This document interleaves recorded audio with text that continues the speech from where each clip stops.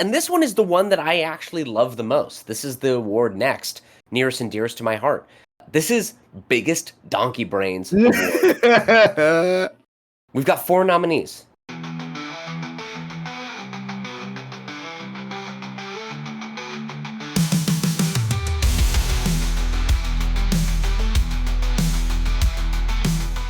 All right, welcome to another episode of Two Fight Fans, where we talk about all things in combat sports. I'm One Fight Fan Colin. And I'm the other Stuart. And today is the very first annual, and who knows, maybe ever. What do we call these? The Tiffys? The Tiffys, bro. The Tiffys. Yeah. Nothing describes professional fist fighting better than a tiff. And so you win a Tiffy. It's good. It's good shit. It's good shit. And we've got some standard awards and some very specific to you and me now and our podcast. So why don't we just jump right into it here, because we've got some nominees and we're going to be talking about who we feel and come to an agreement maybe on a winner. So there has to be agreement, or I veto yours. Got it. Yeah. All right. Well, you kick it off. What award do you want to give first? All right. Well, let's just start from the top. We've got a whole list here going. So you're a simple man, Colin. You're a simple man. Canonical order. I threw you for a loop when we went from the top of the weight divisions. You're like, wait, that's not ascending order. How can we do that? All right, we'll start from the top. Why don't you introduce? All right. So the first award we're going for today is the Men's Fighter of the Year. And we've got 3 nominees. We've got Usyk, we've got Topuria, and we've got Alex Pereira. Mm-hmm. Now, who's your pick, Colin? Because you and I have gone back and forth on this. We have. We really, really have. And, I'm torn. I'm very, very torn. Because it's not who you think I'm going to say. And, as impressive as Pereira's been, you also do have to look at the level of opponent. Usyk did something incredible this year of unifying the 4 belts for the first time, fighting someone way, way bigger than him. Topuria also kind of established himself as the new king of the featherweight division, taking out the 2 past most dominant champions, and in devastating fashion. Like, no one has really won in that way and in that manner. That being said, just historically, what has been accomplished by Men's Fighter of the Year will be Alexander Usyk. I think you're exactly right. I called my shot last week, or last episode. You did? It's got to be Usyk. For all the reasons. He cemented himself as the heavyweight of this generation, the first to unify 4 belts in the 4-belt era, beat Tyson Fury not once, but twice, and now, if he were to retire today, he has a resume of undefeated at heavyweight, undefeated at cruiserweight, Olympic gold medalist. Since he's never been Fighter of the Year, this is the year to give this guy all of his flowers. Yeah. So Men's Fighter of the Year, 2025 Tiffys, Alexander Usyk, you big ugly bastard. Love you. So good. So I'm glad. Yeah. I'm glad we put that to rest, because everyone's giving it to Pereira, and he's like, he beat all these guys on short notice, and I'm like, I don't think beating short notice Jamal Hill is the flex that everyone thinks it is. I think the more thing for him is just how he beat everyone too. It's just he's like been a knockout machine, and not like none of the fights were close either. Even the Khalil Roundtree, where I would have given Khalil Roundtree 2 of those rounds. Yeah. He in the end just had a devastating beatdown of Khalil. That's Topuria true. also, knocking out both Volk and Max Holloway. I mean, those are also historical. Yeah. In their own right. Well, so. And that's the thing, is like, Pereira is 240 pounds or whatever. Like, he better be knocking fools out. You're huge. But when you're Topuria, you're a little guy. knocking out especially the unbreakable like Fort Knox chin of Max Holloway, and you're getting a TKO on him. That's it's pretty impressive. Anyway, Yeah, but it doesn't matter. Big Usyk, that's the fighter of the year. All right. So let's move on to female fighter of the year. Yeah. All right. This one was a little bit trickier to like pull some names out of, but I think we've got a good list here. Yeah. Why don't you read them off for us? Yeah, first off, we have Kayla Harrison for her 2 wins in the UFC. Next, we have Katie Taylor, especially retaining all belts against Amanda Serrano in what was the only fight really worth watching on that Netflix card. Mm-hmm. And then also somebody who should be considered for newcomer of the year, Dakota Ditcheva, with I believe 4 finishes in 2024. 1, 2, 3. Yep, 4 finishes in 2024, with her final one being Tyler Santos, someone who is regarded in the top 5 of the UFC's flyweight division.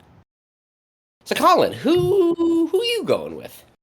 So before we did any of this, I didn't really know much about Dakota Ditcheva, you know, and this kind of goes back to the whole like, who are you fighting, and like the degree of difficulty or your degree of difficulty in competition, you know, because aside from Taila Santos, I don't know her other competitors, even though she knocked them out in first round, second round. Jeez. Kayla Harrison, we've talked about a lot this year. But even so, like, we also talked about some of her underwhelming performance. And then Katie Taylor, you know, who, you know, you really brought my attention to this year. And even though it was on a pretty sad card, you can't deny what she had accomplished. So we can't let that overshadow her. So I am actually going to say it's a second boxer is Katie Taylor for me. Ooh, for interesting. Female fighter of the year. Now, here's the thing. That's really nice. I'm glad that you are just getting hip to Katie Taylor, especially on the tail end of her career. She fought once this year, my man. I thought she fought twice. Once this year. And I gotta be honest, it was a razor close fight. That could have been Amanda Serrano's fight. It was not the emphatic win that shows that she is head and shoulders above Amanda Serrano. Dakota Ditcheva, on the other hand, although these are kind of women in the PFL that we don't really know, go back and looking at some of those fights, that doesn't mean that they're not, I mean, basically UFC caliber at flyweight. And she consistently stomped these women, just absolutely bodied them. And especially, I got to point out, because I love it, she ends most of these fights on body shots. She is blasting these women in the body 4 times in a row. No slip up, always first round. That's what we like to see. She's not going to a boring, tepid decision like Kayla Harrison had.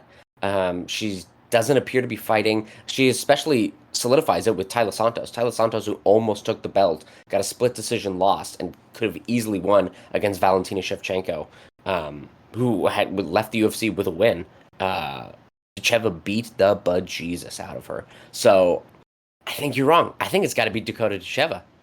So that you're kind of doing, you are saying the person who, you're basically saying the same, you're giving it to the female equivalent of Alex Pereira, I feel like. Well, see, because it's not a bad thing. Topuria knocked out emphatically 2 of the all-time greats. Katie Taylor did not knock out emphatically a great that nobody thought she could beat. She beat a 14-pound undersized opponent and beat her by the skin of her teeth. If the judges had just kind of leaned one way or squinted a little bit or like had bad gas that day, they might have scored it to Serrano, right? You can't not give Ditcheva the wins. And she marched through 4 of them. And then again, I'm not talking about Jamal Hill. I'm not talking about some jabroni. Taila Santos is still could probably beat Rose Namajunas, Alexa Grasso, maybe Manon Fiorot. Like, she's a title contender in the UFC, but she had disputes with the UFC and so decided to leave her contract, or they cut her, I think. So like she's beating high level opposition within this division, and as a newcomer, only 24 years old, and running through her. Uh, if that's not female fighter of the year, I don't know what is. No, that's fair. That's fair. So I think you gotta change it. We gotta be unanimous. This has to be Dakota Cheva. Come on now. I don't know. I don't know. I know I know Katie Taylor only fought once, but And to headbutted a do bunch. but to do what she did, and what she accomplished and retaining, what the four belts at her weight class, Hmm. on the Just biggest barely. stage too, and like, on a card that was really, we talk about saving cards. Oh, Uh let's not use card placement and how bad the rest of the card was to judge how one fighter did. well, no, That's no. I'm saying crazy. I'm saying that is something to be considered. We did that with Alex Pereira. Yeah, and he didn't win male fighter of the year because it No, I doesn't know, matter. but it's still a consideration. So I'm Mm, I'm in my process of doing my winners here. I was not letting just I had to consider other competition like you were saying, and for me, I think the level of competition was not the same. So I'm sticking with Katie Taylor. It's fine though. It's fine. We can have separate winners. mm, feels bad. Um, Dear listener, I think Colin is feeling a little guilty for not being hip to Katie Taylor all those years, all the Yep. wonderful things she did, and he's like, I gotta give her a award now. It's kind of like when you know someone's gonna die, or like Mad Men ends, and they're like, I guess we gotta give it to John Hamm. Ugh, I guess like that's kind of what's going on. Dakota Cheva is the most exciting thing in women's MMA, and had the most impressive year of any woman in MMA or boxing currently. So it's Dakota Cheva. All the true knowers out there will know I'm right. All right. Let's talk about fight of the year. Yep. All Why don't you right. tell us? All right. So we've got three fights. We Yup. got Usyk and Fury 1, Absolutely. Holloway and Taporia, Mm-hmm. and Herrera and Roundtree. Basically, Yeah. our three nominees for our male fighter of the year. Yeah. So, what do you? I know what you're saying. So, Yeah. Well, okay, look. When Pereira Roundtree finished in early October, I said this is our MMA fight of the year. I was like, we saw it. This is so great. It had swings of momentum. We had kind of unexpected trouble for a really dominant champion. The champion had to dig into a bag of tricks and then come out and try to best this challenger who was rising to the occasion. And it was like a blood and guts war. Fantastic. Holloway Topuria, maybe the highest level of skill there's been in MMA in a fight since what Alexander Volkanovski versus Holloway, or Volk Topuria. Like, and this one was great because it also had swings and momentum. Holloway was winning, I think, up 2 rounds or up a round until he got viciously knocked out. Topuria Mhm. showed that he is the man, and this was high drama the whole way through. And Max didn't look diminished; he looked fantastic, and Topuria looked like a king. But then we get to Usyk Fury 1.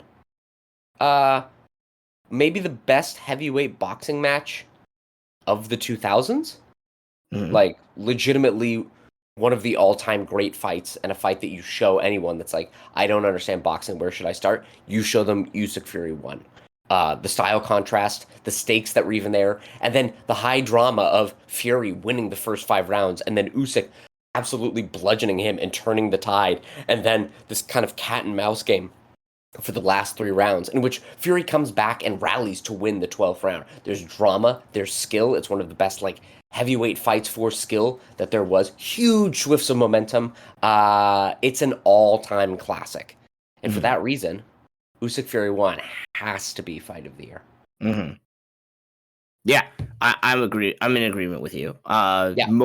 Mostly because of one, what was at stake. The Yep. first four belt champion. In the heavyweight division. Also, just the dynamics of that fight. There was so much back and forth. There was so much adjusting. There's uh, so many little micro adjustments that both those guys were making to get just a little bit ahead of one another. And then that Hmm. one flurry in what round 7, round 8, where you got the knockdown, which ended up making all the difference. Yep. And it was an incredibly close affair, and just set up an incredible rematch as well for the end of this year. And yeah, my fight of the year is also Usyk and Fury. Gotta be. See, isn't it so much better when we agree, Colin? There has to be some diversity here. Come on now. Okay. All right, knockout. KO of the year. Yeah, I this think is a this good one's one. going to be. Well, let's give at least the nod to Inoue and Neri, which is one of Yeah. our nominees. Yep. Inoue never being dropped before, getting dropped in the second round, and then coming back to First round. First round. Yeah. It is home country too, and he was winning that round, and all of a sudden just gets like spun around, knocked to the ground, and then coming back and within the first 6.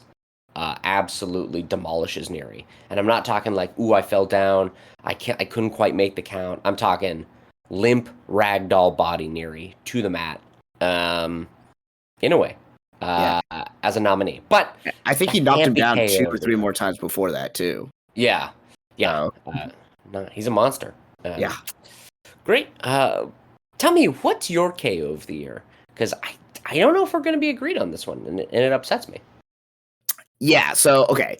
I think because we have like a few other awards that like pull in some of these categories as well.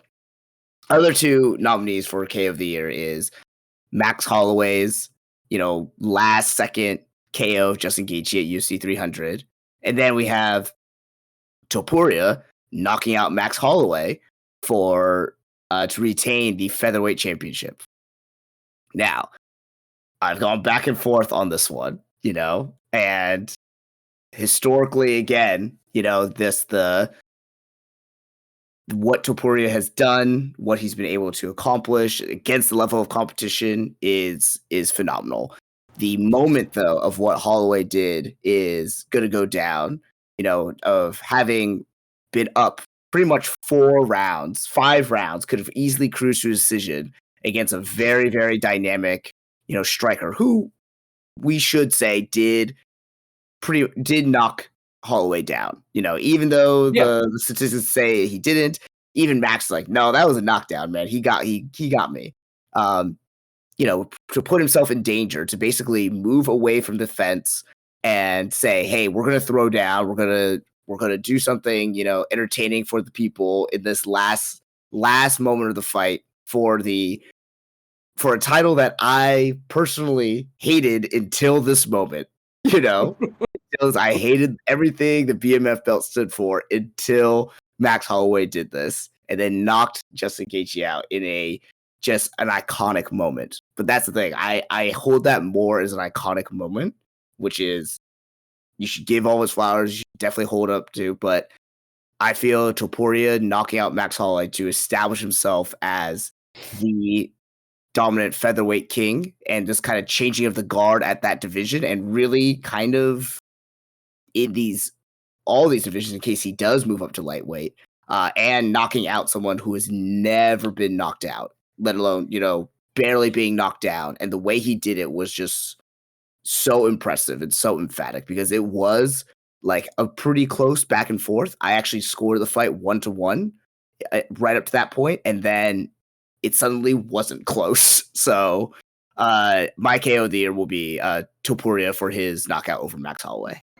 That's exactly right. It's got to be. Because nobody knocks out, let alone barely knocks down. People don't even count the knockdowns against Max Holloway. The one knockdown there was. Yep. Nobody knocks out Max Holloway, and Topuria did it. And he did it not in a, like, ooh, Max looked pretty bad way. He did it in a pretty impressive way. So, yeah. Congratulations, Topuria, for your Tiffy KO of the year.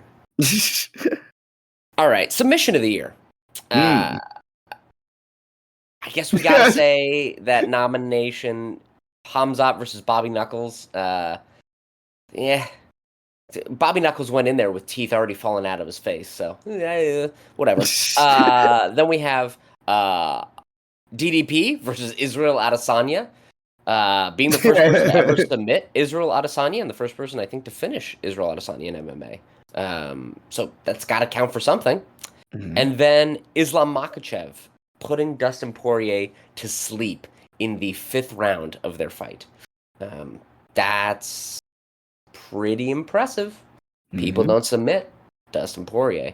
Um, yeah. So who do So you have? okay, so here's the thing. The DDP easy one would be really funny to give, just because it's like DDP, right? Like submitting Israel Adesanya. Uh, I said it before, but like go back and watch that finishing sequence. It's the most goofy ass like Izzy running, getting punched, then he like jumps on DDP jumps on his back. Izzy doesn't really fight the hands or do anything. Like it's a pretty Izzy seemed to kind of mentally given up in that moment, but nobody else has been able to really do that to him. This is the first time he's been finished in his MMA career, so that has to count for something, especially when you're DDP and have no technique to speak of. But that I can't give this award out of like funny, haha. I have to give it to Islam Makhachev versus Dustin Poirier. One, for putting him to sleep. Two, like Makhachev, it was the most like marked up and banged up Makhachev has been in his career. And very few people actually submit Dustin Poirier. He has been submitted a few times, but Dustin Poirier is extremely hard to finish. And Makhachev put him to sleep before Poirier could even tap. Poirier was like, I think I should tap. When he woke up, he said, like, I think I should tap. And then I guess I was out, so I couldn't tap. Uh, yeah, it's got to be Makhachev versus Poirier. Yeah, Defending his title, having a tough bout, actually using really fantastic technique to secure that choke, not just kind of like bumbling into the submission. Um, yeah, it's Makhachev Poirier. yeah. And looking at this award and looking at the nominees, yeah, the level we've talked about it a lot. Level of competition, level of difficulty of what you accomplished. Uh, Everyone is saying, what Hamzat did to Bobby Knuckles is really, impressive, and the way he took out, Robert Whitaker. Um, but yeah, it revealed that he basically has no lower jaw. So like he didn't get choked out. He just got his fucking already messed up jaw even further messed up. So Yeah. like yeah, it's impressive. It was in the first round, but yeah, I couldn't give it there. DDP versus Izzy, it was like a very like silly sequence of events that Ah, happened. Like it, so it looked silly. very like but this warrants a bigger discussion later on when we talk about next year if DDP is the fucking winner of fighter of the year because he has the most impressive middleweight resume or whatever. Like He he might. does this to people that we feel like you really shouldn't have been able to do this, but how like why did he make Izzy look so amateurish on the ground that way? And Yeah. but yeah, I think. Go ahead. go ahead.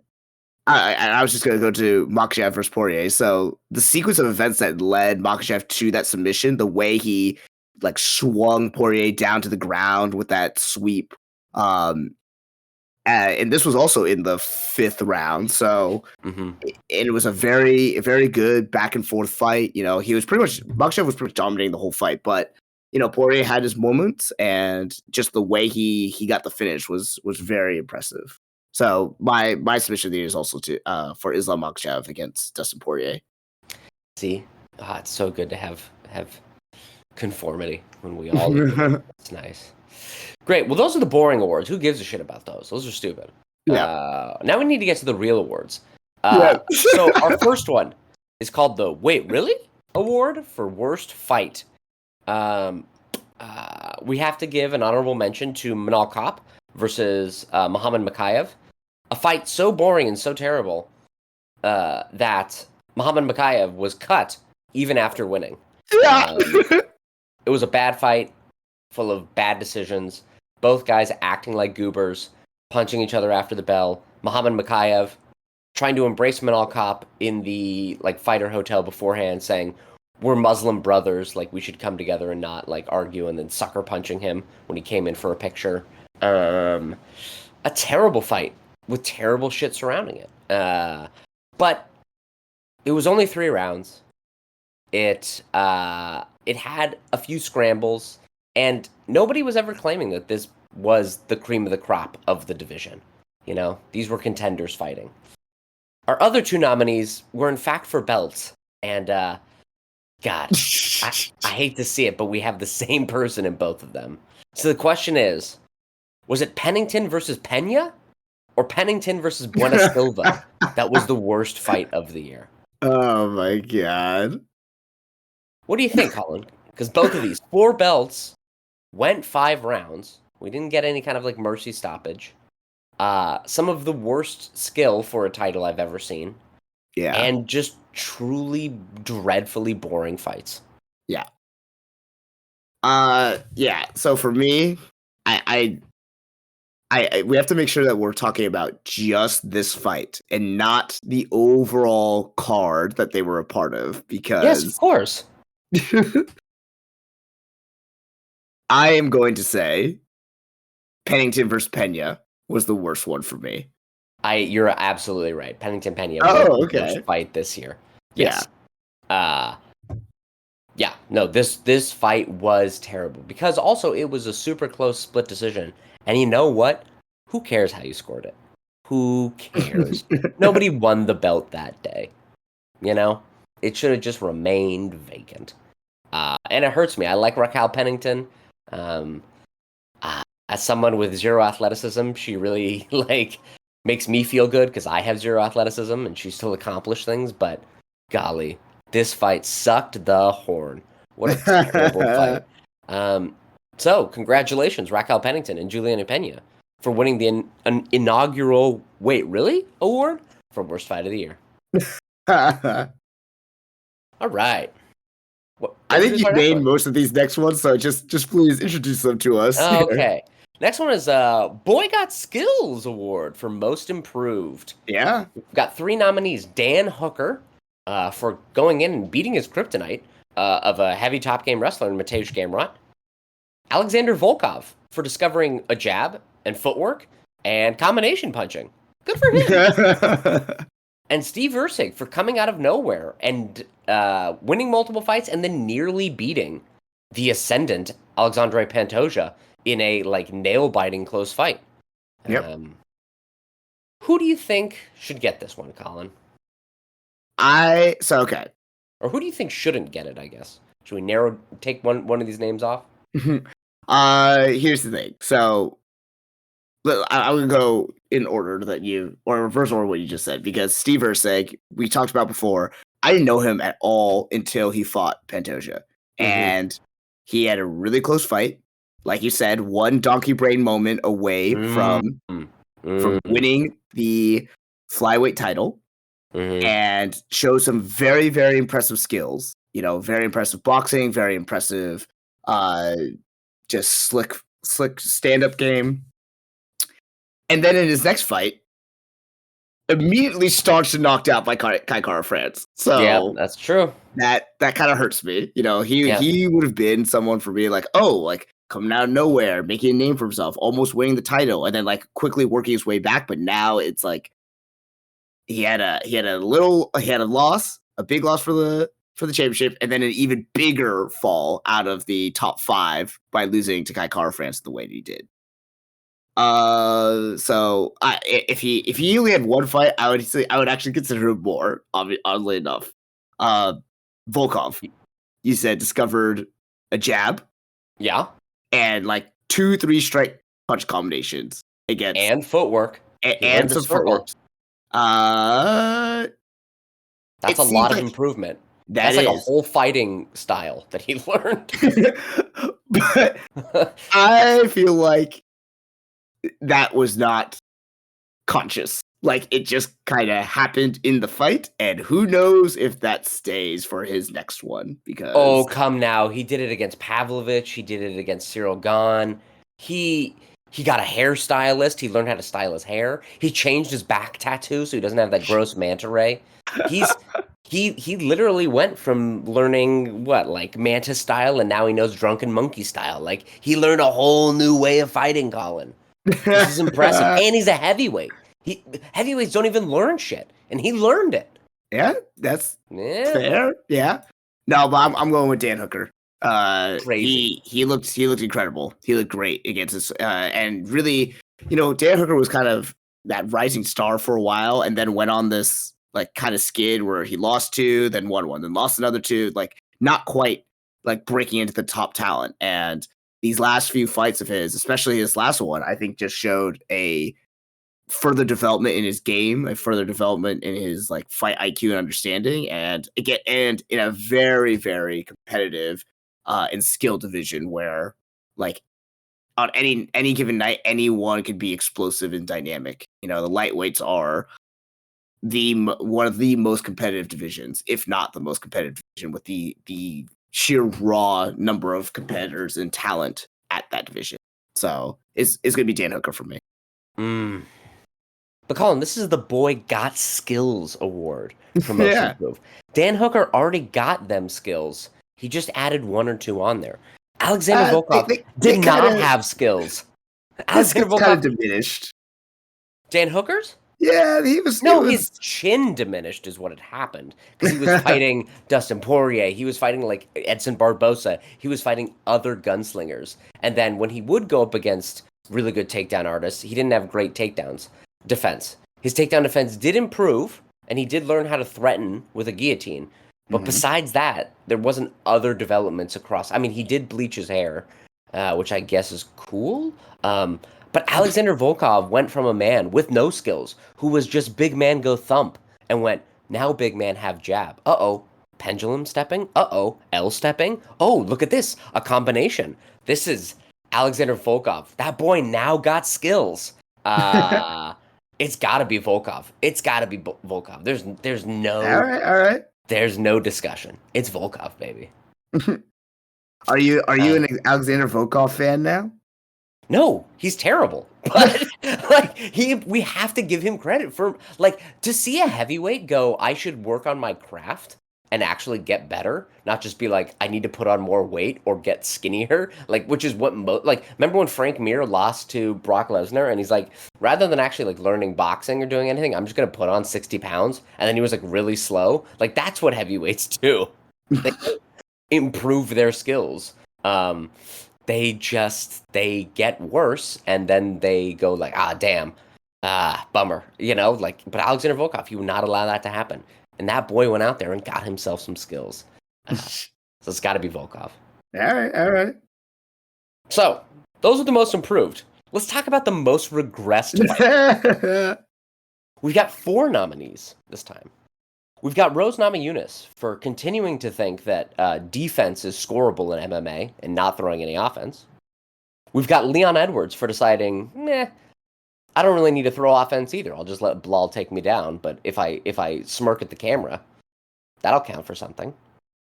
We've got Alexa Grasso, who seemingly went from her first fight in Valentina Shevchenko with great takedown defense to forgetting everything she knew about takedown defense by the 3rd fight. And then we have Cyril Gane, a heavyweight, unlike Alexander Volkov, who went, what if I just actually take the combination striking away from my game, take away the jab, and continue to engage in sitting for heel hooks, even when I lost the title because of that decision. Mm-hmm. Colin, this is a competitive division. This is a competitive category. All of these people tried their best to get a lot worse. So who should we award as the most regressed fighter of the year? Well, why don't you tell me whose performance was the most offensive to you? I think it's... I love Rose Namajunas and I love Leon Edwards, but they didn't regress enough, Like, they're still fighting, title challengers in heavy divisions, and, like, they just have a little bit of donkey brains, right? They kind of go like, ooh, I really want to look slick and cool. Now, Alexa Grasso, knowing that she was going to fight Valentina Shevchenko, who really only has 2 takedowns, and then it seems not practicing those takedown, like how to defend against those takedowns, and actually putting herself in position to be easily taken down that way. That's kind of impressive, especially because it's for a title. And you're like, you know what? I'd prefer to get worse. And it was arguably at like one of the most promoted events for the UFC this year. Yeah, but that's whatever. Like, if you're gonna regress, that's a lifestyle. That isn't a foreign event thing. You know what I'm saying? Like, you got to live this life. Now here's the thing. Cyril Gane only had like 2 or 3 things going for him. One was his athleticism. 2 was he knew how to throw a jab. And 3, he knew he was bad at grappling. So he'd never grapple. Losing his jab and then deciding he wants to grapple without actually improving his grappling in any way, that's some like galaxy brain shit right there. That's really losing everything that made you a force in this division. I think I gotta give it to Cyril Gahn. He had one thing, right? And like it'd be like, we all know the phrase, like, if you only have a hammer, everything looks like a nail. Yep. He only has a hammer, and he's like, nah, man, I'm gonna not use the hammer and just use the back of my hand to solve all my problems. And you're like, that's not good, man. You can't hammer nails with the back of your hand. You can't cut a piece of wood with the back of your hand. And he's like, no, no, no. Trust me, I don't even need these tools. These tools are stupid. Yeah, it's got to be Cyril Gahn for deciding that he actually would prefer to not know how to fight at all rather than just maintain his knowledge in any way. Yeah, yeah. I would agree. And a lot of this was also like, was this more the fighter, or did their opponent just make them look like silly to me? Like for me, like Leon Edwards, I didn't consider as much, because it was like, okay, was this just Leon Edwards being bad, or did Bilal Muhammad come in with a better game plan and just execute it better? Rose had a win earlier this year, and then her last fight is like, that's what stopped her rise. Like, I think she was going to get a title fight after she won this last fight, but that didn't happen. So Alexa Grasso, it was like, is she just this bad, or did Shevchenko come in with a better game plan? Was she caught off guard? It looked like she was caught off guard the most of the time. For Cyril Gahn getting his win, but in the way he did, like you said, with none of the ways that we thought that Cyril Gahn, like the way Cyril Gahn came to, popularity and prominence within the heavyweights, like that to me, you would think, he still got the win. He changed up the way he fought. It was like, nah, he just like, again, I don't believe in luck in fighting, but it's like he just kind of got lucky. So, yeah, for me, it's gonna be Cyril Gahn. Like, did not implement any of the things that make him a dynamic and exciting fighter, and somehow got a win. What a great fight. Alexander Volkov winning the Boy Got Skills Award, going against Cyril Gahn, the most regressed fighter of the year. And Cyril Gahn still coming out on top, because, as it turns out, Alexander Volkov still not very good, even with all those skills. Heavyweight is a wasteland, and the entire division should be cut. Let's move on to a happy award. Did you see that award for best moment of the year? We've got Alex Pereira with the cup check into the KO against Jamal Hill. Yep. We've got Usyk's knockdown of Fury in their first fight, where the ropes barely held Fury up. But I think we know what we're all going for. So, Colin, why don't you just give out the award for the actual moment of the year? Yeah, well, I alluded to it. I basically said it earlier. It was Max Holloway's last second in round 5 KO of Justin Gaethje at UFC 300. Just everything surrounding that fight, everything, what it was for, the BMF title at this historic event, the way he did it, calling Justin Gaethje to throw down in the center of the ring for the last 10 seconds, and then knocking him out in the way that he did, just putting Justin Gaethje down face first into the center of the canvas. Like, just, you can't get a more iconic moment than that. Yeah, it's got to be in the running for all-time best moment in MMA, I think. Yeah. So yeah, happy to get Max an award here, and a happy award, not a shit award. It's not a sad one. Not the type that Cyril Gahn wins. A great moment.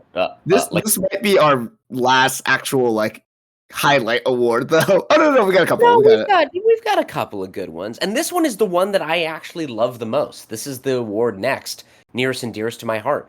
This is biggest donkey brains award. We've got 4 nominees. The first, wait, you added one. I did. But Steve Erceg deciding, I don't even want that flyweight title. I don't even want that. I'm just going to shoot for a takedown. I don't want that title. Jamal Hill basically getting 10-7'd every day of his life, every time he opens his mouth. Jalen Turner deciding he doesn't want that KO of the night award and his failed walk-off KO only to be submitted later by Hanato Moicano. And then King Green deciding Oh, right. Paddy His name's Pimblett's got King no way to Green. take me down. So what I'll do is I'll take myself down. I'll shoot on Paddy Pimblett's legs, only to get submitted seconds later. Colin, this is the most competitive category we have. Talk me through who you think are the top two here, and then we'll narrow it down to one. All right. So Steve Erceg not even wanting the flyweight title is a hilarious addition. That being said, I it was a big donkey brains moment, but it was one of those ones where I was like, I feel like he's just putting all the chips on his table and he's just going all in, and unfortunately, it really didn't work out for him. So yes, it was a big donkey brain moment, but it was one of those like, oh, he was so close to winning already, and if he just kept doing what he did. But yeah, it is a very donkey brain moment, but it's not in the top for me. As much as I want this to be my winner, and as hilarious as it is, Jamal Hill 10-7ing himself every day of his life. Just like, it's just when you forget that he's doing something and that he like, or something that he did is like, oh, come on, Jamal. Like, a new video comes out, or a new quote, or him at some other fight just comes out. And it's just like, ever since, what was it, 297 where they fought? No. 300. God, yeah, it was 300. It was 300, right? And then he said, if he hadn't cheated by not taking he's supposed to take a break when you get a kick in the plums, so that's cheating. Yeah. And then the moment that I think people forget, but I'm not sure Jamal Hill knows how to yawn, because after the Khalil Roundtree fight, he goes to yawn, and he's yawning, and instead of like putting his fingers over his mouth to cover the yawn, he covers his whole head, including his eyeballs, with his hand while he's yawning, as if that's how you pantomime yawning. So Jamal, dude, not knowing how to yawn, that's a pretty donkey brain move. I think that's a top two for me. I think that's a top two. The Jamal Hill one is the top two? Yeah, I think so. And him like getting into like a shouting and potential fight at the UFC Performance Institute with Alex Pereira like a month ago or whatever is like, yeah. And then Alex says like, all right, let's actually throw it on. He goes, so I don't fight for free. And then before the video leak, Jamal Hill said like, Alex Pereira was scared. And it's like, bro, that people were filming that. We see you look around. There's a lot of people with cameras out or phones out. Like, you got to know that your lying rendition of this story is going to show that you made this all up. Yep. And then it happened, and he went, nah, man, it's just a bad angle. And you're like, come on, Jamal. Come on, buddy. That can't be what you believe. Yeah.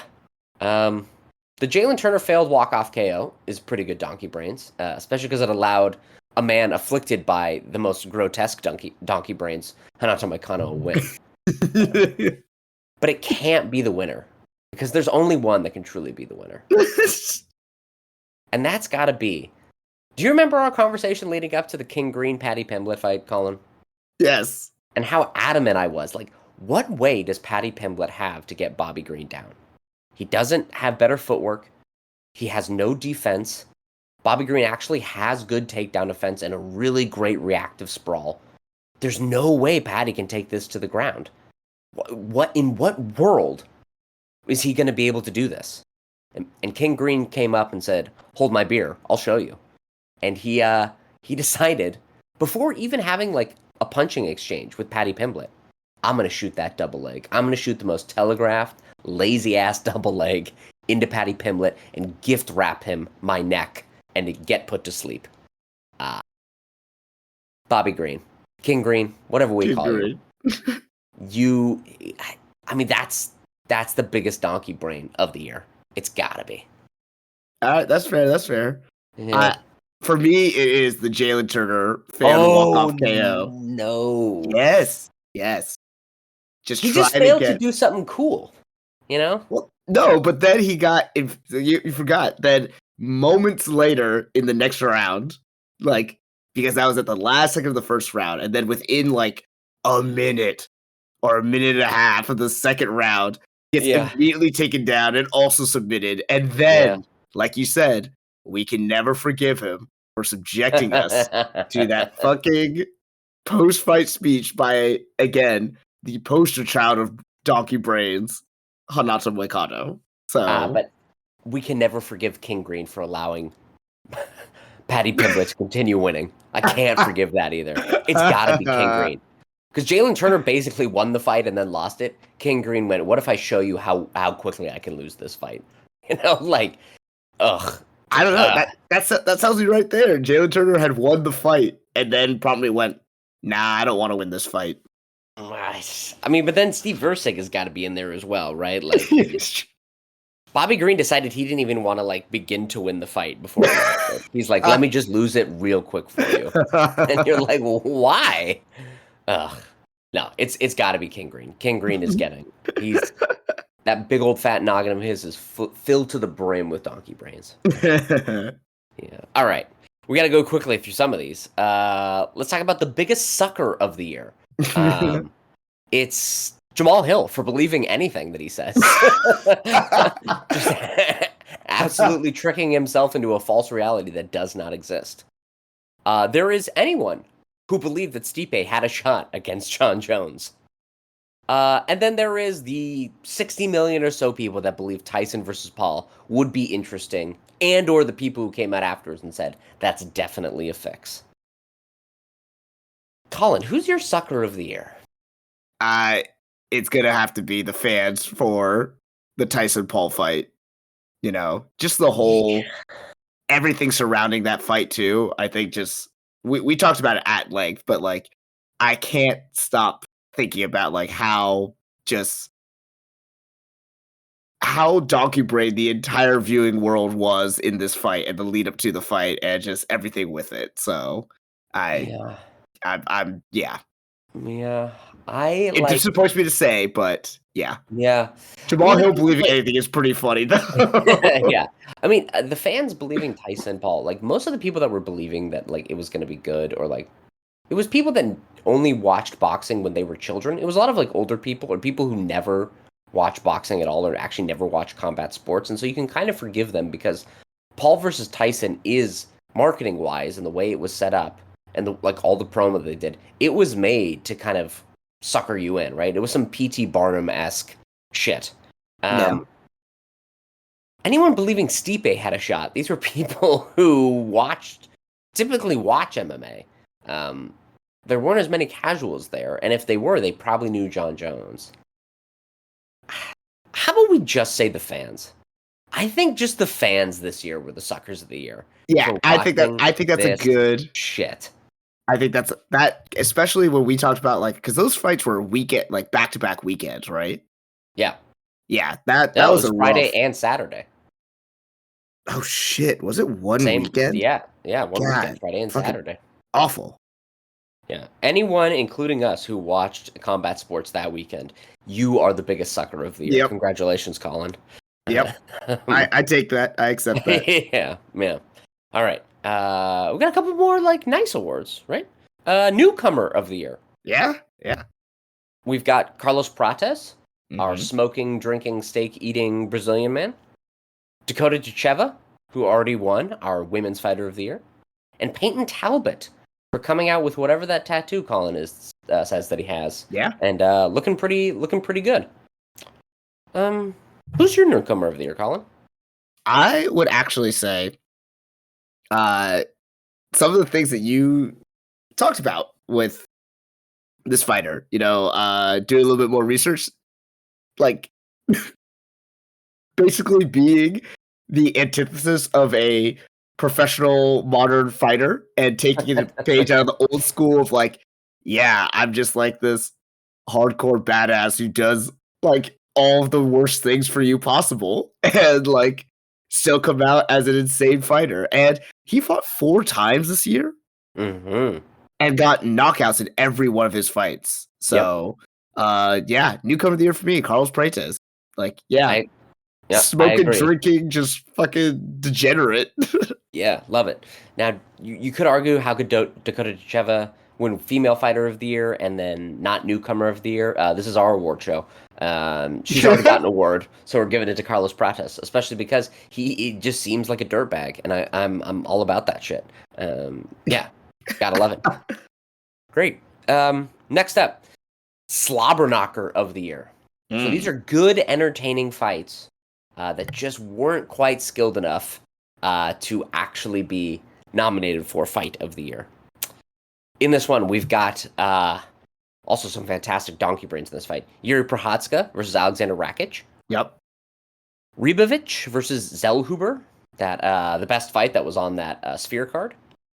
And then Miktabik Oroboy versus Mateusz Rebecki.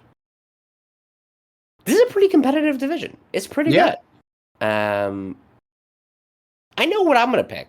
Colin, do you know what you're going to pick? Yeah, I think we both know who we're not going to pick, though. Oh, it's definitely not Yuri and Rakic. Yes, exactly. Because they were, like, again, for the first part of this fight, I was like, uh-oh, Rakic looking good. Look at him put some combinations together. Look at him use those leg kick. Like, he's looking pretty good. I love it. You know, he's got a chance. And then Yuri just coming in and going, bah! Like you said, I'm a samurai, bro, and just knocked out Rakic. It's like, well, shit. Like, it was kind of Yuri taking a lot of punishment and then just deciding, okay, that's enough, and then knocking out Rakic. So, my winner is actually going to be, because both these are pretty close fights, but for me, it's the Ribovic versus Zellhuber, because you're crazy. Because it was, again, it was like, it's exactly how you introduced it. It was a back and forth fight with not a lot of skill. So you came at the end just like, I have no idea like what's gonna happen here. Like, I think both of them got knocked down in the first round. And it was very reminiscent, like we've talked about, of like one of those wild ass fights you see on YouTube from like the local circuit. Like, that's what that reminded me of. And it's like, well, all right, this is what we've got here. Nah, it's got to be Miktabik Oroboy versus Mateusz Rebecki. They easily took years off their lives beating the bejesus out of each other. It was also highly skilled, but they kept getting punched in the head, and it slowly devolved. Where like at the beginning of each round, it'd be really skilled, and they were using their footwork, and there was really great movement. There was great footwork and movement, but every punch you could see a few neurons in their face just kind of dying, and their synapses were not firing as quickly, but they continued to march forward into each other and just beat the living hell out of each other. See, that to me is how Ribovic and Zellhuber was from the beginning. So, like, and when we describe this, they came in with 4 brain cells between each other. Yeah, and those 4 brain cells said, "Let's just throw at each other as hard as we can for the next 3 rounds," and they went, "Sure, this sounds like a great idea." Well, then I think we have to award it jointly. I think it's got to be a tie for Slobber Knocker of the Year. Okay. These 4 men destroyed what few remaining brain cells they had for our pleasure, and not out of some weird samurai code that they claim to cling to. So congratulations, Oroboy, Rebecki, Ribovic, and Zellhuber. Yep, for tying for Slobber Knocker of the Year in 2024. Our inaugural Slobber Knocker of the Year award. Yeah. All right. Next one.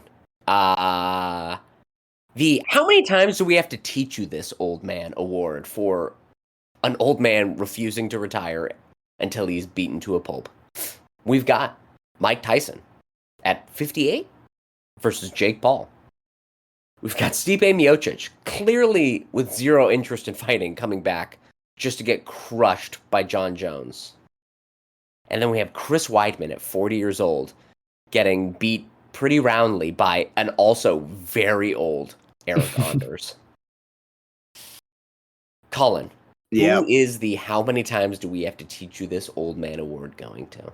All right, so I think based on how we're phrasing this award, it basically has to be like this person still thinks they're fighting, they're still competitive at the high level, and it's like, okay, we have to teach you this.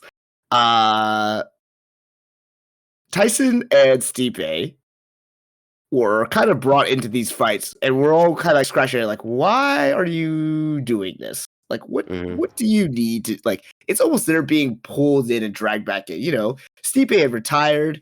He was going to be a firefighter, and then it was like, all right, I guess I'm offered this. But like, Mm-hmm. it's exactly as he said. As he walked up, he was like, as soon as he was walking, I was like, oh man, this is not going to be good. He does not want to be here at all. This is not what you Mm-hmm. want in your heavyweight title fight.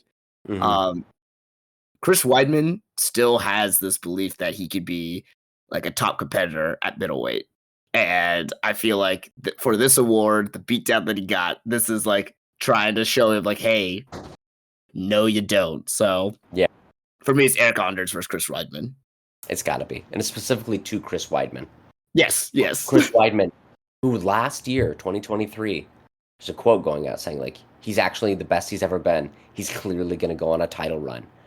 All he needs to do is let that leg heal up that he had snapped on Uriah Hall, someone who still isn't even in the UFC. It's Chris Weidman, man.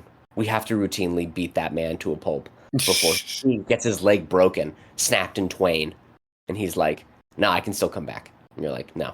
How many times do we have to teach you this, old man?" So congratulations, Chris Weidman, for also getting beaten by an old man in Eric Anders. Yeah. All right. Up next, we have the Call an Ambulance, but not for me award for Underdog Win of the Year. We've got Hanato Moicano versus Jalen Turner. Moicano losing and then winning. We have Neil Magny getting the absolute bejesus kicked out of him for 2 rounds, and then, surprisingly, submitting Mike Malott.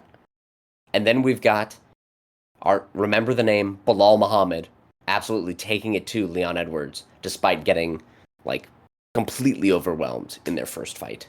Mm. Now, this one's hard, because Bilal beating Leon was very impressive.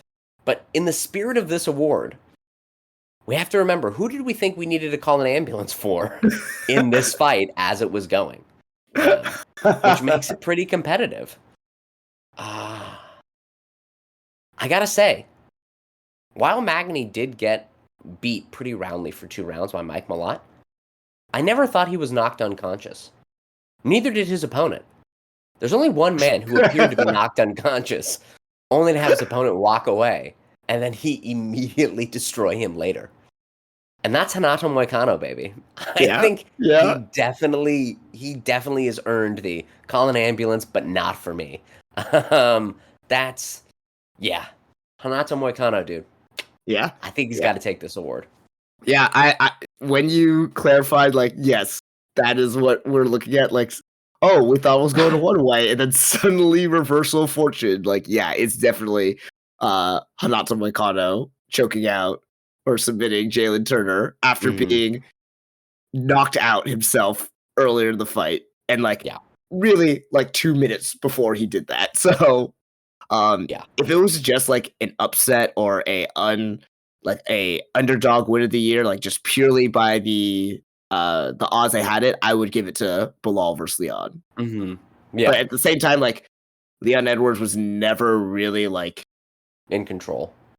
Yeah, and he was also like, none of them looked really hurt afterwards, Yeah. So there was no ambulance needed.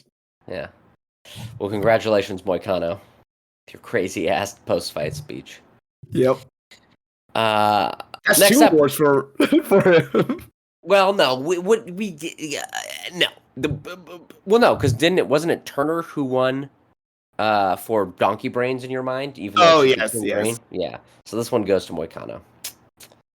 Next up is that guy award for fighter who has seemingly become irrelevant overnight. The nominees are Brian Ortega, Yair Rodriguez, and Crone Gracie. Lay it on me, man. Who wins this award? All right. So for me, it is someone who, like, when we made this award, it was definitely one that we were like, okay, like, yeah, really, what happened to that guy this last year? Like, where did he go? Why, like, So for me, that automatically disqualifies Crone Gracie, because I was like, I didn't even know that guy existed before this. Yeah, like, he was already irrelevant. Yeah. Brian Ortega, like, it doesn't. It seems like it's been longer. Like he's had injuries. It just like I feel like he just had a long layoff. Like so, it wasn't necessarily overnight. Hmm. I feel like this year was supposed to be like his comeback, his like Yeah. rebuilding after like suffering injuries and knockouts and things like that. Well, and he does have a win this year. He does. He does. Do you know who it's over? Nope. I don't remember. It's over our other nominee, Yair Rodriguez. Oh, and that's the And thing. For me, it is Yair because I'm literally I was like, what the fuck did he do this year? What happened? Where did he go? he lost to Brian Ortega. I know he fought for a title last year Yeah. and then fought Brian Ortega, lost, and we haven't heard a fucking peep from him. Yeah. So congratulations, Yair Rodriguez, for being the that guy fighter of the year. All right, I'll run through this one really quick. This is the Closer to the Hole, Sir award for bootlicking in MMA. We've got Misha Tate for hearing the heartbreaking story of who was the big heavyweight fighter? Sorry, I've completely blanked his name. Oh. Shane Carwin. Shane Carwin. Yeah. Yeah, Misha Tate hearing the heartbreaking story about somebody who left MMA with less than 20 fights to go pursue a career in engineering and saying like actually the damage I took means that I can't hold down this job and it like is causing financial troubles and going too bad, so sad. We actually get paid too much to fight in MMA. You should have stayed in MMA. I don't know anything about your finances or anything, but fighters should not be entitled to what the courts have decided we are entitled to. Even though I don't know why she would do that because she was part of the class action lawsuit and probably will take the money that she is owed as well. Growth. We have Michael Chandler for continuing to suck the dick of both Conor McGregor and Dana White and Donald Trump continuously, despite the fact that he routinely loses and is not getting that Conor McGregor fight. We have Dana White for seemingly filleting Donald Trump constantly in a play for power. And then we have every fighter at UFC 309 just constantly praising Donald Trump and hoping that he'll fuck them later that night. Except for our boy Chucky Olives, Charles Oliveira, just walking right past Donald. Another stacked category, Colin. Yeah. Who do we think they should go to? Well, I think I know who you're giving it to, so. Now, here's the thing. I am tempted to give it to Misha Tate. Because I did go on a long screed and call her an absolute disgusting scab, which I stand by. But every fighter at UFC 309, like, it's so strange to be in an industry where you're fist fighting for people's entertainment. And we know routinely that you're underpaid, and all of these fighters complain about not getting fights and not getting paid, and how one missed fight can like spell financial disaster for their families. And an anti-labor, like pro-oligarchy, pro-company town president who doesn't know you, who doesn't give a shit about you, would let you die in front of him if he thought he could get a nickel out of it, was sitting there. And all the fighters went, oh my God, I'm so starstruck. They were like a bunch of Swifties seeing Taylor Swift. It was pathetic, sad. Every one of you are a class traitor, and I hope you know that. So it's every fighter of 309, except our boy Chucky Olives. Yep. Chucky Olives is one of the good ones. I'm right. I'm with you. Just with the context of everything that happened, leading up to that fight, and just we've talked about it at length and how it just left this horrible taste in our mouth, and how we're both like, well, fighting sucks. Like let's not do this anymore. Yeah. Like that is the winner for me as well. Every fighter at UFC 309 except for Charles Oliveira. That's exactly right. All right. Well, great. Next up, we have the Bad MMA Inspirational Poster Award for False Bro Science. Another competitive category. We've got Bryce Mitchell thinking that rather than wearing seatbelts, it's more important to be able to tuck and roll out of your car for some reason. We've got Valentina Shevchenko saying, while you're training intensely, you shouldn't drink water. And then we've got Brian Ortega for claiming that eagles fly into solitude and break their own beaks, and then they grow back to make them stronger, like Jedis training in the mountains. I don't know, Colin. What do you say about this? Because one of them is crazy. I don't know where he got the eagle thing from, but the other two are like basic life things. You should drink water and you should wear seatbelts. Why don't you tell me? So, okay, when we talk about bro science, we talk about like things that people believe like that will help themselves, like give them gains. Yeah. There's a lot of like talk in the industry or just in actual everyday life of like biohacking and things that you could do to like increase your longevity and whatnot. So that's what I consider false bro science. The whole eagles plucking out their feathers and breaking their beaks is just a like, even if it were true, Brian, you can't do that yourself. You got no feathers. You got no beak. That's you know what? I never thought about that, Brian Ortega. The life of a bird does not apply to the life of a man. That's a good point. The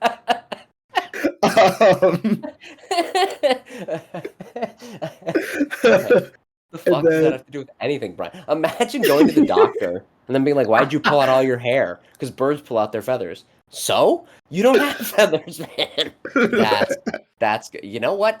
You might have actually just talked me into picking Brian Ortega.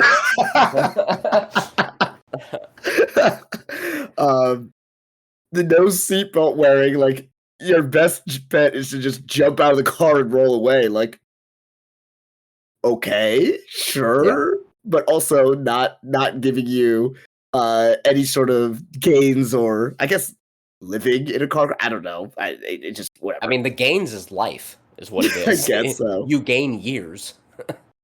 Now, Valentina Shevchenko and the no water thing. This is like, when we first talked about this, I remember like people coming out saying, "Oh yeah, no, my coach in high school like said no water because like we need to focus better or whatnot." It's like, I don't know if she actually believes this. I don't know if this is actually like what she finds works for her. Like not having water like for the 2 hours that she's training makes her focus better, or if this was just a training technique she used to instill discipline within her fight group. But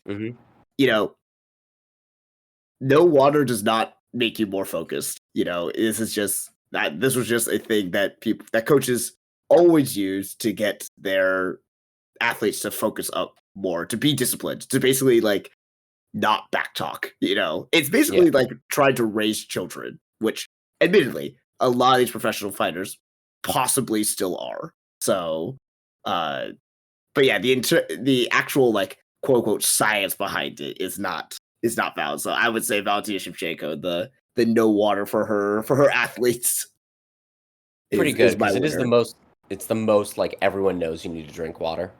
But I gotta say, somebody trying to take a bird fact and applying it to their own life, and it's not even a real bird fact. That's pretty magnificent. So I guess it's gotta be dual. Sorry, right. Bryce Mitchell. You didn't have the most false bro science. It's Valentina Shevchenko and Brian Ortega for thinking that being dehydrated and treating your life like a bird is the best way to like win an MMA.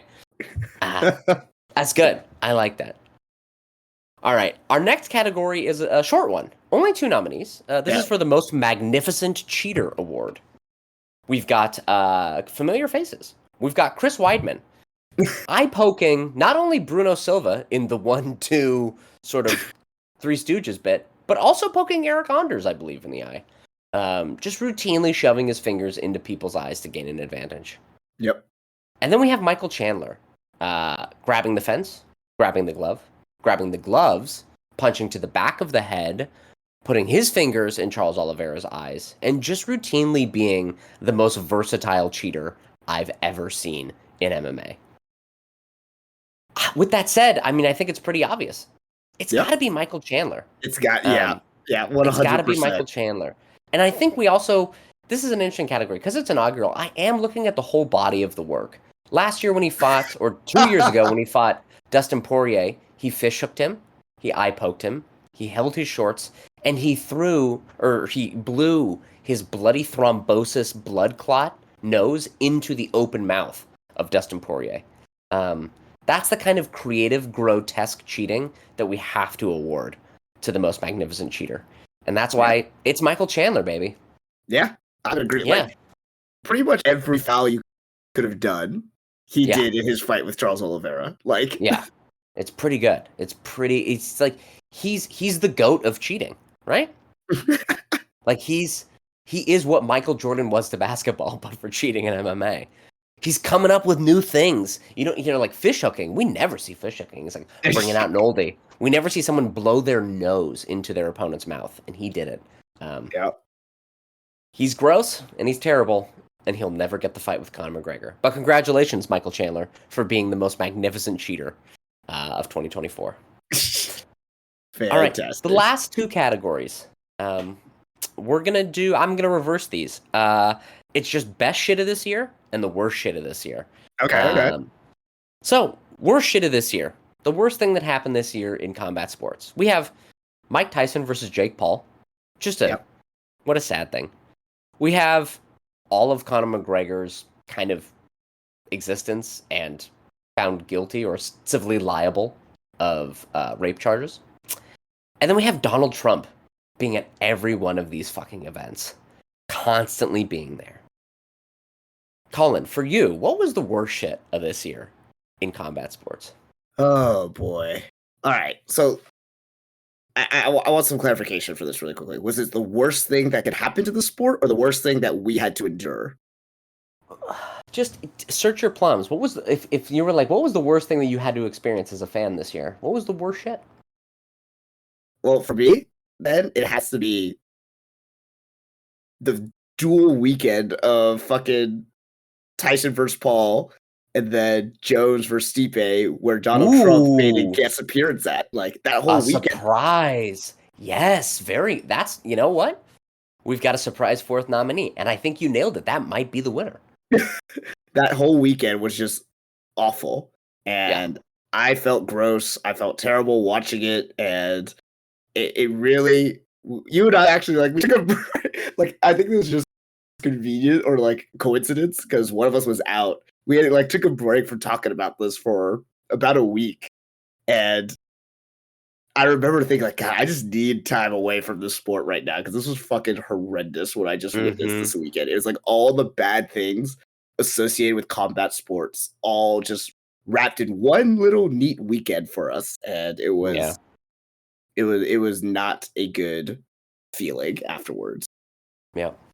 I think you're right. I think it's got to be the doubleheader of Jake Paul, Mike Tyson, and then UFC 309 with Donald Trump, with the aforementioned cheating of Michael Chandler, the boot licking of everyone. What a terrible weekend. What a terrible, no good round weekend. So that is the worst shit of the year. But let's end on a high note, Colin. Your 2024 Tiffy Best Shit of the Year award. We've got three nominees. Yeah. Alex Pereira saving the day on 3 cards and being the absolute man. Yeah. We also have the fights being made in boxing that we all wanted. Better Beef Bivol, Usyk Fury 1 and 2, in a way, fighting and unifying, having amazingly stacked cards overall, and Riyadh season kind of making boxing as good as it could be this year. And then there was also the fighters getting a $375 million payout from the lawsuit against the UFC. Fighters actually getting the money and actually getting recognized as people who are being stiffed by a giant corporation. These are all pretty good, man. These are all pretty good. Yep. You let me know. What's your best shit of the year? So for me, I really like. Okay, are there any deals about the whole lawsuit yet? Like, I know we talked about it when like decisions were first coming out, but has anyone actually gotten paid from this lawsuit? So they won't get paid out until 2026, and it goes in installments, right? Because the money has to then enter, escrow in a bank and blah blah blah blah blah, right? So and there's a process. So the fighters just go to, I believe it's UFClawsuit.com, Also check if no fighters listening to this, but you can check in John Nash, Hey Not the Face podcast. He lists in the description of his podcast where they go. They enter their information, and then they will be paid out direct deposit the amount of money that they're owed. John Nash has done a bunch of research into how much people will get paid. Anderson Silva will get paid close to $10 million. I think the lowest a fighter will ever make is 150,000, where a lot of these guys on these contracts, some of them fought for 8-8 and 6-6 and only had one fight. You'll still get $150,000 from this. But it will be paid out, right? It is all like going legally. There's no kind of fuckery there, and it has been settled and accepted. So even if Donald Trump came into office and then said like, hey, it's actually legal to exploit workers, that would not supersede this legal precedent, right? This has already been agreed to and will move forward. Okay. And here's the thing. I love that. Yeah. But until these fighters actually get paid, I'm holding out on that right now. Like, just because I need the money to get to them, to get into their accounts, and then they can use it to whatever they want to do. If they want to buy a fucking boat with it, fine. If they want to like use it to, save up for their families or whatever, or pay for the fucking medical expenses that they need, for their care, like, great. But until they have that money, for me, it is still like, it sounds really great, but I need it to happen. And for it to like not happen for another year and a half or so, or whatever it's going to be, it does make me hold my breath just with everything that's been going on. And I don't know. So I know it's guaranteed. I know like the ruling is set and there's legal precedent, but until they get the money, like that's like, it is a very good start. I mean, it's kind of the end now, right? Like the lawsuit is settled. The getting of the money is the very final like step. Yeah. So, yeah. I mean, it's a little conspiracy brain is coming out there. It is. It is. But maybe, yeah. I want to make sure that all fighters actually get paid. And I don't know. Yeah. The question is who will do it, because the fighters they have to like self-elect to log in and provide their information. And so if fighters don't do that, you will not be paid, right? It's not like you can just sit and do nothing. And then I'm not sure of what happens if like after a certain period of time, if certain fighters don't submit to get the money that they're owed, if the rest of that money then is split amongst the people who did fill out their information to get paid. I'm not clear on that. I would assume it's kind of like a class action, right? Yeah, it is a class action. Yeah, so there you go. So like, but anyway, I'm also concerned about like any active fight. This also applies to active, right? Yeah, if you fought between I think 2010 and 2017, you're entitled to this, which a lot of fighters fought between 2010 and 2017, right? Okay. Yeah, I mean, they are coming kind of down on the tail end then, because they would have been fighting, like, even if you started fighting in 2017 and you're part of this at the tail end of this lawsuit, like, that's still 7 years ago, Yeah. So, like, I am concerned that, like, anyone who does take this, if they're still an active fighter, will start to be slowly or quickly, like, blackballed from fighting, or, Well, the UFC will have no way of knowing who filled it out unless they voluntarily tell the UFC, right? It is a, it's a legal document that is held between the lawyers and their clients, the fighters. So that doesn't need to be submitted to the UFC. And the UFC has to take out this $375 million and put it in an account. So they've already lost that money, right? And this was the agreement that the UFC came to, right? They were liable, the judge found, to be closer to $1.8 billion, and they settled for 375. So the UFC probably wants the fighters to take this money and just shut up about it. Yeah, exactly. So if you're a fighter, like, definitely you should be taking this money. You probably will not be blackballed. They have no way of knowing unless you tell Dana White, hey, I took the money. And like the UFC 375 million, they had in profit last year, not just revenue, profit, $600 million. Yeah. Right. So they just go, okay, great, we paid this off and now the lawsuit's gone. Fantastic. Moving on. Right. Like, this is nothing for the UFC. Anyway. Let me say this: the actual landmark decision in ruling in favor of the fighters, I think, is one of the best things. Yeah. So I think so too. I think so too. I will say that. The fights being made that we want in boxing, like a lot them are coming in like, yeah, these are great. These are great fights. We want these here. But there is that undertone that a lot of it is being fueled by Saudi Arabia and Yeah. the money surrounding that. So there is a little bit of like, what's the term that we've used? Sport washing. So Yeah. there is a little bit of that. So you have to take it It's with a not little even bit a of little. this. It's explicitly sport Yeah, washing. okay. Yeah, this is the textbook definition of sport washing. Yeah. And then Alex Pereira just coming in and saving every card and making each card that he's a part of like entertaining and watchable. Like that's pretty great too. So It is great. I would say like in terms of like actual fighters of things happening, like Alex Pereira wins that, but the landmark decision for UFC fighters actually getting paid, and hopefully something comes from this aside from them just getting a little bit of the money due them, But Yeah, I would say like in terms of actual industry things to happen this year, that is the best thing that's come out. I agree. Fighters making the money that they were always entitled to, including our boy Jim Miller. That boy fought all the way through 2010, 2017. He's getting paid. Boy. Good. Yeah, it is good.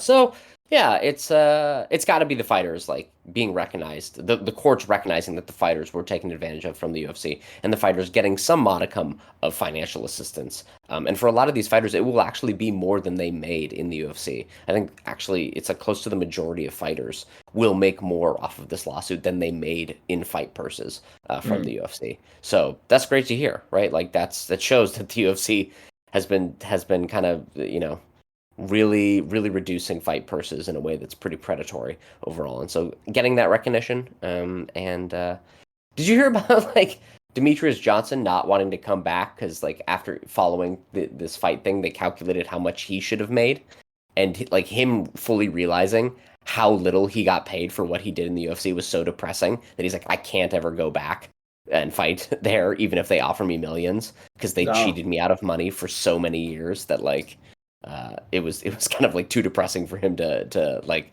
fathom. Wow. Yeah, I could see that. Like, yeah, damn. man. So anyway, so the best shit of the year, fighters getting paid. The worst shit, that weekend. That's everything. That's it. This has been the 2024 Tiffy's. Tiffy's. Yeah, man. All right, everybody. Well, this is probably the last podcast of this calendar year. If you've listened to any or all of these, thank you so much. There are like 4 or 5 of you out there. We appreciate it. Join us in 2025. I've got 3 resolutions, Colin. I don't know if you have any for this podcast. 1, I'm going to be more positive. I'm going to be more positive. All right. 2, I'm not going to watch Apex cards if there's no one on them. I'm just not going to do it. You can't make me. And 3, I'm going to try to diversify our MMA watching. Because there may be Apex cards on every weekend, but there's also kickboxing cards. Sumo. Yeah. There's also the CGI 2. There's also so many other combat sports other than the UFC. Other than MMA. So we should talk about those more. So we're going to be positive. We're not going to watch Apex. And which means we're not really going to watch a card until January 18th. Because you will not catch me watching Mackenzie Dern versus Amanda Hilash. All right, everybody. Well, this has been 2 Fight Fans. I'm one Fight Fan, Stuart. I'm the other Colin. See you in the new year. All right. Happy New Year, everyone.